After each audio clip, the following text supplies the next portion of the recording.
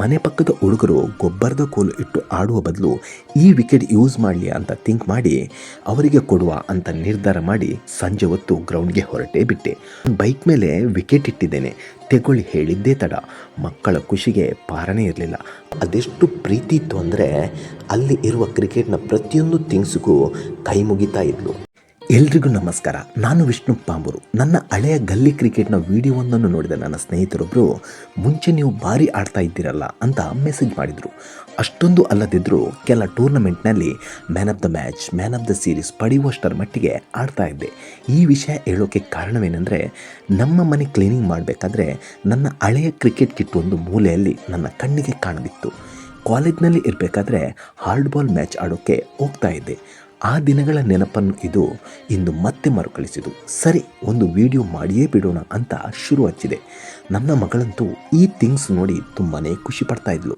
ಮನೆಯಲ್ಲಿ ನನ್ನ ಕಾಟದ ಜೊತೆಗೆ ಇಲಿಗಳ ಕಾಟನು ಜಾಸ್ತಿ ಇದ್ದ ಕಾರಣ ಅಷ್ಟು ಸಣ್ಣ ಗಾತ್ರದ ಇಲಿಗಳು ಇಷ್ಟು ದೊಡ್ಡ ಗಾತ್ರದ ಈ ಕ್ರಿಕೆಟ್ ಪ್ಯಾಡನ್ನು ಮತ್ತು ಇತರ ಥಿಂಗ್ಸನ್ನು ಬರಗಾಲದ ತಮ್ಮ ಬಾಡೂಟ ಎಂಬಂತೆ ಸ್ವಲ್ಪನೇ ಕಚ್ಚಿತೆಂದು ನನ್ನ ಕ್ರಿಕೆಟ್ ಕಿಟ್ನ ಎಲ್ಲ ಥಿಂಗ್ಸನ್ನು ಅರೆಜೀವ ಮಾಡಿಬಿಟ್ಟಿತ್ತು.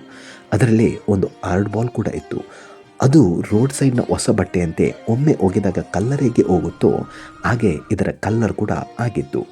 ಮಗಳಂತೂ ಚೆಂಡು ನೋಡಿ ಎಸೆದೇ ಬಿಟ್ಲು. ಖುಷಿಯ ವಿಷಯ ಏನಂದರೆ, ಅಷ್ಟು ವರ್ಷಗಳಾಗಿದ್ದರೂ ವಿಕೆಟ್ ಅಂತೂ ಚೆನ್ನಾಗಿಯೇ ಇತ್ತು. ಸರಿ, ಮನೆ ಪಕ್ಕದ ಹುಡುಗರು ಗೊಬ್ಬರದ ಕೋಲು ಇಟ್ಟು ಆಡುವ ಬದಲು ಈ ವಿಕೆಟ್ ಯೂಸ್ ಮಾಡಲಿ ಅಂತ ಥಿಂಕ್ ಮಾಡಿ ಅವರಿಗೆ ಕೊಡುವ ಅಂತ ನಿರ್ಧಾರ ಮಾಡಿ ಸಂಜೆ ಹೊತ್ತು ಗ್ರೌಂಡ್ಗೆ ಹೊರಟೇ ಬಿಟ್ಟೆ. ನೋಡಬೇಕಾದ್ರೆ ಮಕ್ಕಳು ಲವಲವಿಕೆಯಿಂದ ಅದ್ಭುತವಾಗಿ ಬ್ಯಾಟಿಂಗ್, ಬೌಲಿಂಗ್, ಫೀಲ್ಡಿಂಗ್ ಮಾಡ್ತಾಯಿದ್ರು. ಮಕ್ಕಳಿಗೆ ನನ್ನ ಬೈಕ್ ಮೇಲೆ ವಿಕೆಟ್ ಇಟ್ಟಿದ್ದೇನೆ, ತೆಗೊಳ್ಳಿ ಹೇಳಿದ್ದೇ ತಡ. ಮಕ್ಕಳ ಖುಷಿಗೆ ಪಾರನೇ ಇರಲಿಲ್ಲ. ಆ ಮುಗ್ಧ ಹುಡುಗನ ಮುಗ್ಧ ನಗುವಿಗೆ ಮನಸೋತು ಹೋದೆ. ಪ್ರತಿಯೊಬ್ಬರ ಮುಖದಲ್ಲೂ ದೇವರನ್ನು ಕಂಡೆ. ಮನಸ್ಸಲ್ಲಿ ಅದೇನು ಬಂತಂತ ಹೇಳಿದರೆ, ಅಂಬಾನಿಯಷ್ಟು ಕೊಡುವಷ್ಟರ ಮಟ್ಟಿಗೆ ನನ್ನಲ್ಲಿ ಇಲ್ಲದಿದ್ದರೂ ದೇವರು ನನಗೆ ಮಕ್ಕಳ ಖುಷಿಗೆ ಬೇಕಾಗುವಷ್ಟು ಕೊಟ್ಟಿದ್ದಾನೆಂದು ತುಂಬ ಖುಷಿಪಟ್ಟೆ.